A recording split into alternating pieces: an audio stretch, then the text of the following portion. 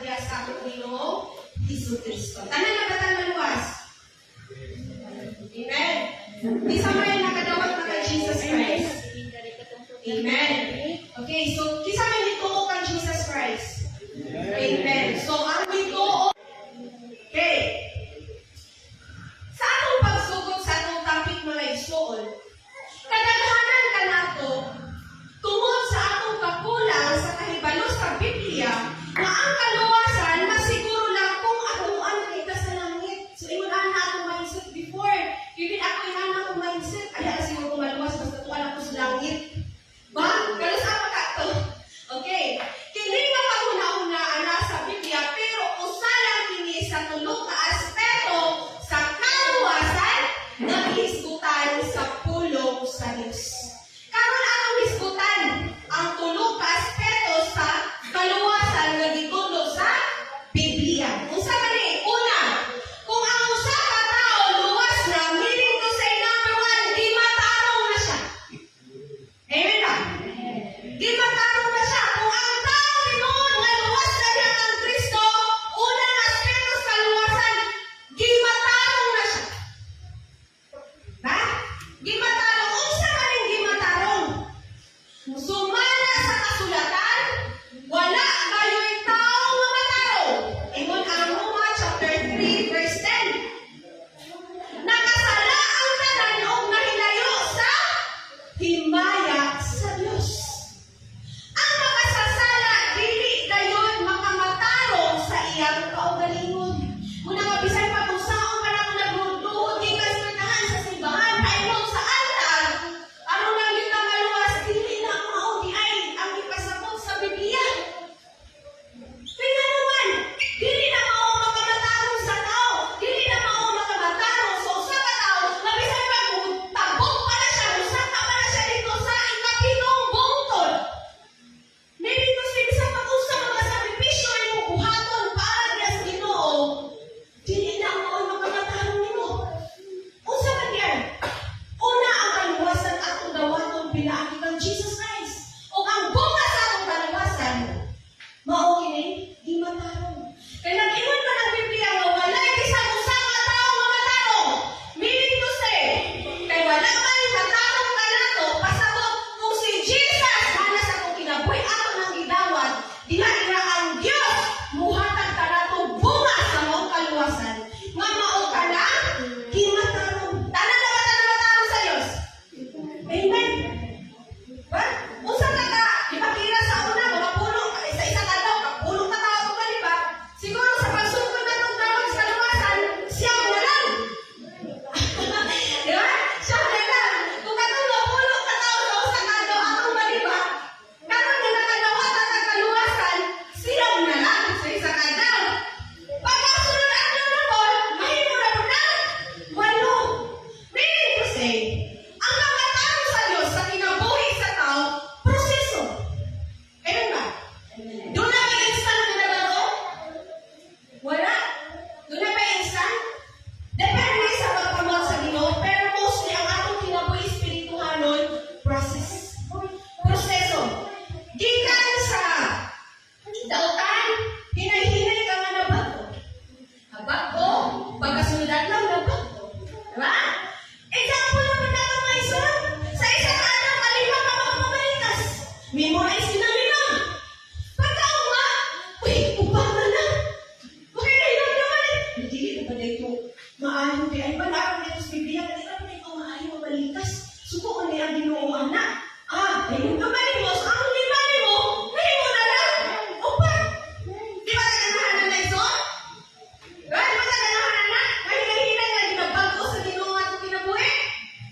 Amen. Kasi hindi gusto ka baguhan sa kinabuhi na rin. Wala.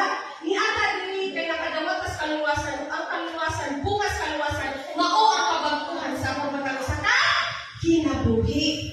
Okay. So sa atong pagpadayon,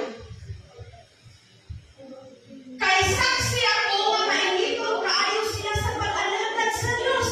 Apan ang ilang pag-alagad wala magsukad sa magtuod ng kahibalo. Kay wala man sila basayod sa paagi sa Dios sa pagmatarong sa tao. Kaya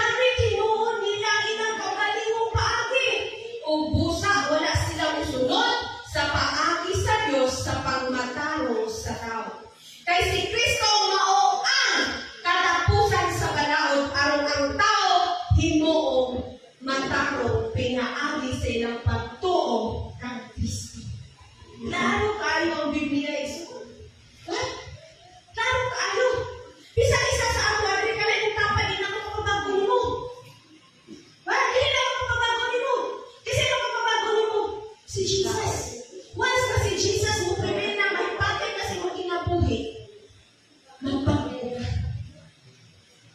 Diba?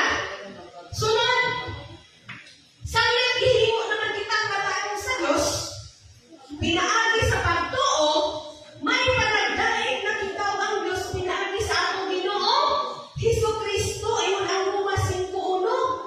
Kini ang unang aspeto sa kaluwasan, nakadawat kita og kapasayloan sa ato mga sala o pagkamatarong sa Diyos.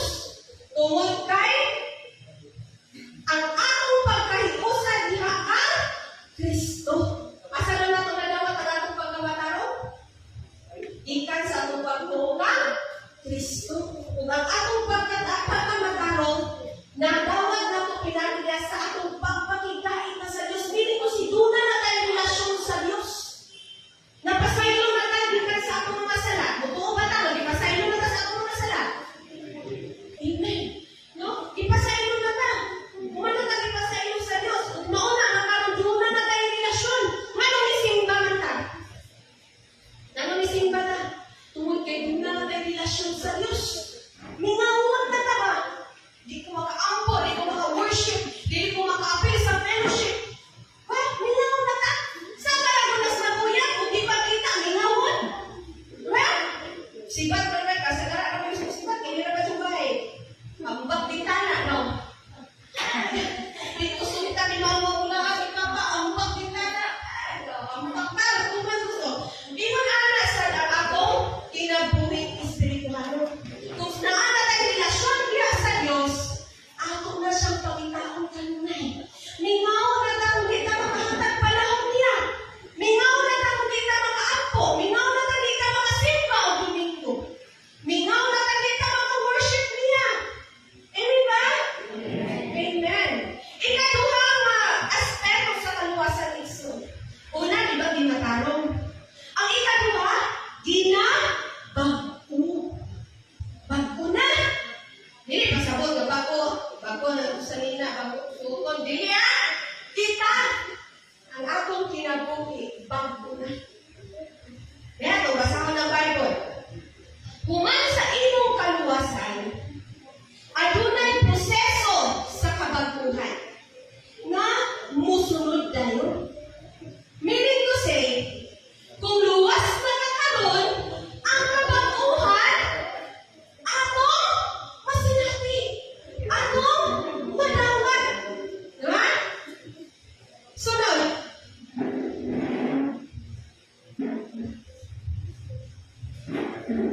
Good morning sa ating mga kuwan, mga bisita na nangabot. Salamat kayo sa Ginoo. Welcome kayo matalusa. Okay, padayon ta sa atong topic. Gitawag ini siya, mag-English na. Gitawag ini siya sa English of sanctification process. Meaning to say, ang atong kinabuhi, hinahinay o proseso. Ginaproseso. Kanang bitaw sa sardinas, ikaw na siya isulod, kanang isda, kanang isulod sa lata, iproseso man na. Huwag man na itin sa isulod, ibuk isda, di ba? Amen ba? Okay. So, usan kini ka proseso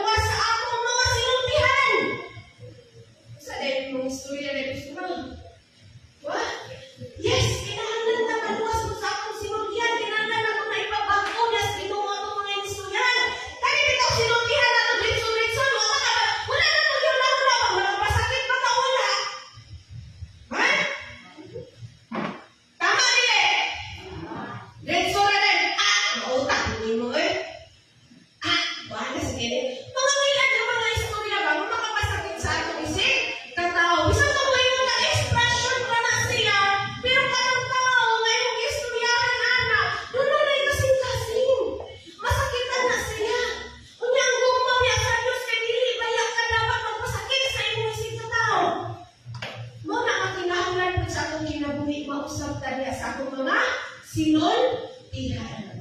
Kinahanglan ang atong mga sinultihan, mga panalangin na maka-bless na sa tao. Diba? Mayroon may tatag. Babahan mo, sister. Uy, salamat kayo sa dito ko, sister. Di ka ino, di ka. Babahan mo, sister. Uy, ayaw ka na sino. Oo. Pinagay na ito sa ikan. Babahan naman. Diba? Dapat, ino kita mo. Babahan mo, sister. Uy, dito tayo yung aura ka. Salamat sa ino, sister. Ilalagay sa ino, tanan. Anak! Diba? Sige na, anak. Nawari, di ba na sino sa alikay? Oh, anak na tayo, di ba? So, dili siya, maayon. Diba? Kinala ko sa kuna na ang atong mga inustiyahan. Sinungihan. Dahil kung dali ka, pasay mo ka mas Ginoo. Binuhat niya ka sa Diyos. Perfect na tagimos Ginoo. Diba? Tingnan ka anak. Okay. Padayon ka. Huwag kita naluwas, gikan sa kahog sa sala. Gikan kung kita naluwas, gikan kita naluwas sa kahog sa sala. Kinahanglan maluwas kita sa mga galamay sa sala. Usang man ang inyong nabalaan na nagkagalamay? Ha? Kansa? Dagang mga gun. Spider, nagkagalamay. Isa pa yun? Kugita. Wala mo na siya utupos na dako, no? Kugita, no? Itong kaya niya mo ang tao. Okay, so dapat may mga galamay na mga hawit, di ba? Hawit dito. Di talaga ko gusto maglibak. Wait, di talaga ko gusto maglibak. Pero nakahawit na dito. Nagkakagay galamay. Diba? Talaga na ako. Libak, himantayon. Tabian. Tabian. Hinawayon. Tabian. Kanino sa pagiging mga galamay dinhi. Pagkasilikas na likas, pagkatapian, mga kung sana lang, diba? Kanina, pagkasuyaan, pagkaigihan. Dapat kayo, o tapos galamay. Kinahanglan, maluwas ato ang spiritual na bayan. Kung luwas na gali ka na na kay Jesus, putlong ba ang mga galamay? Putlong! Putlong yan! Ayaw yung pagpabili, no? Isa, kayo ano, ang mga isa, pwede pa na ulatan. Ha? Dili ka pwede pa na. Gamay naman. Sama naman na salamat, 1 piso. Bata. 2 piso. Mapiso na, may taon na akong ikuha, masagdi na rin ko. Sige na, anak, okay na na, anak, piso na lang, may taon na. Pagkasunod, iman hindi mo na matungol. Abot na lang 5, cheese, 20. Diba? Una nga, ang Diyos, hindi siya mutugod o sala. Hindi siya musugod nga dunay. Usa sa iyong mga anak, magpapabilin niya sa galamay sa sala. Unang putol niyo. Putlag na mga galamay na naghawin. Na mo'y hinungdan na kita mga sala. Amen ba? Okay. Padayon ka. Padayon ka mo pagpalingkamot uban sa kahadlok ug pagtahod aron paghimpit sa inyong kaluwasan. Usa rin sa Filipos 2, versikulo 13. Padayon ka mo pagpalingkamot. Pagpalingkamot. Tingnan. Pagpalingkamot. Dili ka pwede mo rasong tao. Mga ko basura. Makasarap ko. Di ba ko perfect? Ha? Kaya ang Bible nagsulti na daan na palingkamot. Kung sa mahimo, palingkamoting makalikay ka sa sala. Diba? Kaya ang sala, magamay yung madako, tinuyuan ang dili sa ngalan nga sala. Sala, yun siya. Kung ang sala, wala itugutan sa langit. Asa na ang sala na itugutan? Sa impyerno. Gusto na ba ito impyerno? Dili, ikaw mo nakakita init kay dire. Usa na ka impyerno ka? Wala na yung biro nito. Okay, so, padayon ka, no? Nagkasabot usab ini nga human nato gidawat si Jesus Christ nga Ginoo, kinahanglan upadayon kita pagpalanom o pagpalig-on sa atong relasyon diha kaniya. So human kuno kita maluwas, kinahanglan padayon nato nga ipalanom, ipalig-on ang atong relasyon sa Diyos. Ako karon nagatuo nga ang tanan nga ni adre aduna na relasyon sa Diyos. Amen? Amen. Kaya kung wala ka din karon, dili po ta makaiwalay relasyon, kundi kita lagi mismo sa itong kaugalingon. Basta ka nakita na ako karon nga ang tanan nga ani adre aduna na relasyon sa Ginoo. Amen. Hallelujah. Praise God. Atong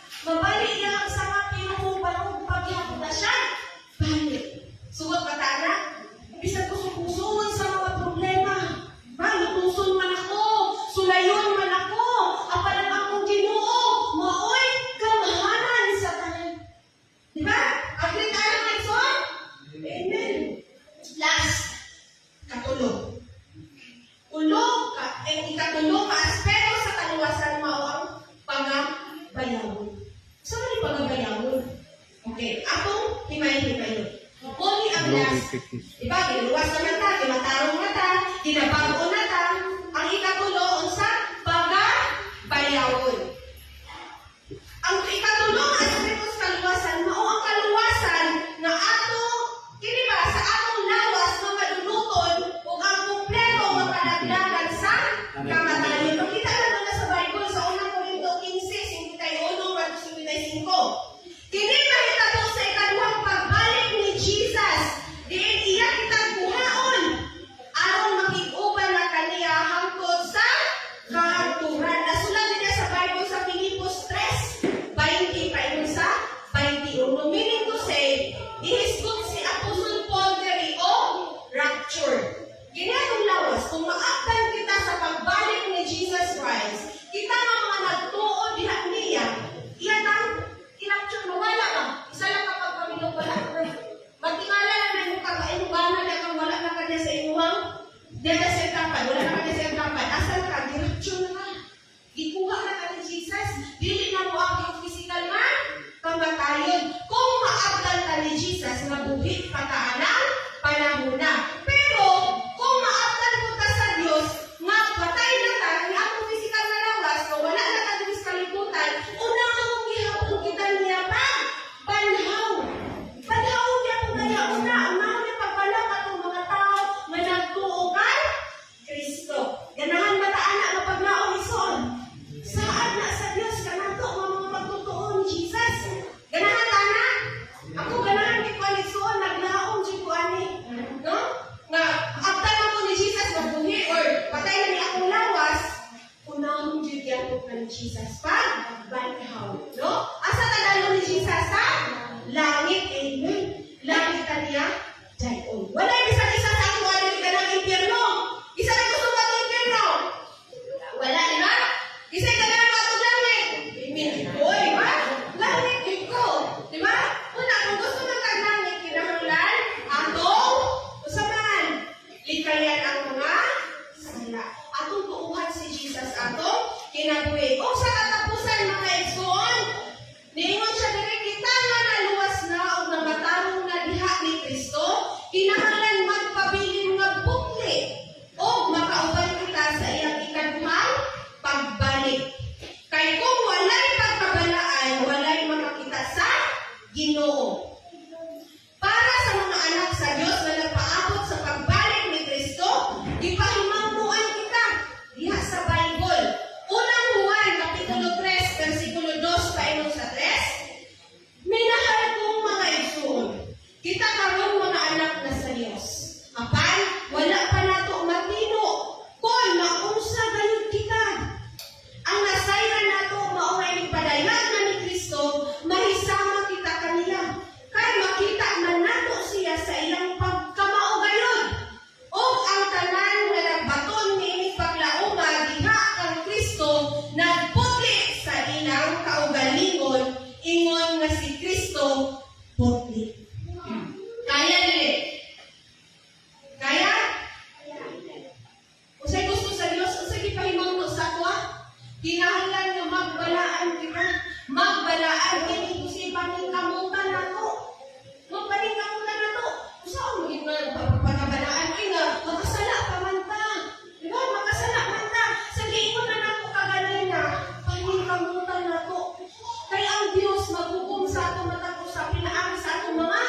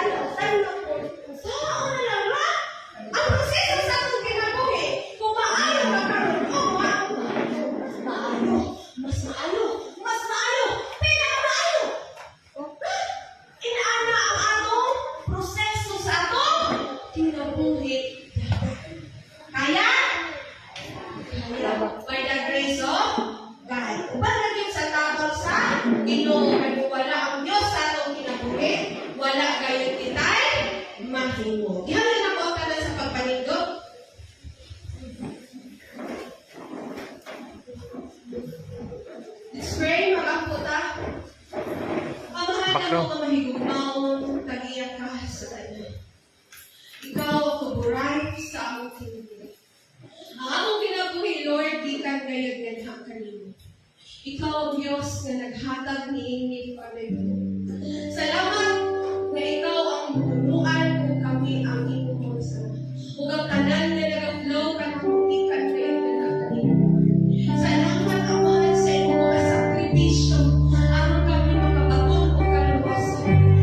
Salamat, Lord, ang among kinabuhi, Father God, kanunay imong ginaproseso ngadto sa kamabuhay. Salamat, Ama, na among paningkamutan, Lord, na mahimo kami Ginoo nga tapos pamayan ka sa imong atubangan, Lord. Na among kalikayan, Ginoo, sa imong tawag, ang pagbuhat sa mga dinilig ipapalikat sa masasalamat. Salamat, Amahan, kapatag usa ka namong pagkinabuhi, imong ginahatagang magbalantay. Salamat, Lord, sa imong mga saan. Sa unang buwan ng tunay namun among isugid ang among mga sala na kanimo, Lord. Ikaw ang Diyos na matarong mahigugmaon na mahan-andam pasaylo sa among mga kalabasan. Salamat, Lord, na imong nakita ang balikan. Among matalusan na kinabuhi uban ini imong pangalakan karon, Father. Salamat na ikaw ang Diyos na nagahatag o kahibalo, kaalam natural nila sa pagsabot sa balaang pulong balikan pinagi sa kamo sa imong balaang Espiritu Santo. Padayon ka, Lord, na kiniimong mga kanakan na pamatud o relasyon ganha kanimo, Father.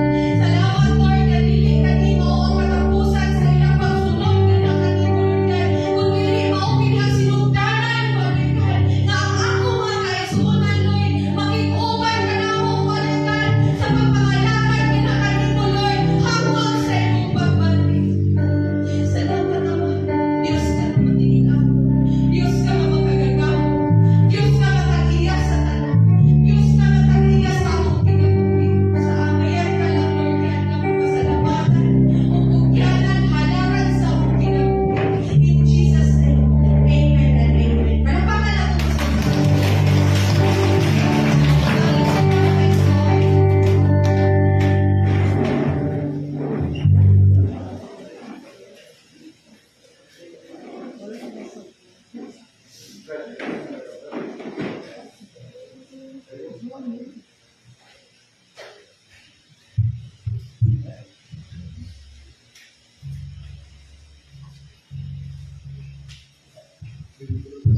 Gracias.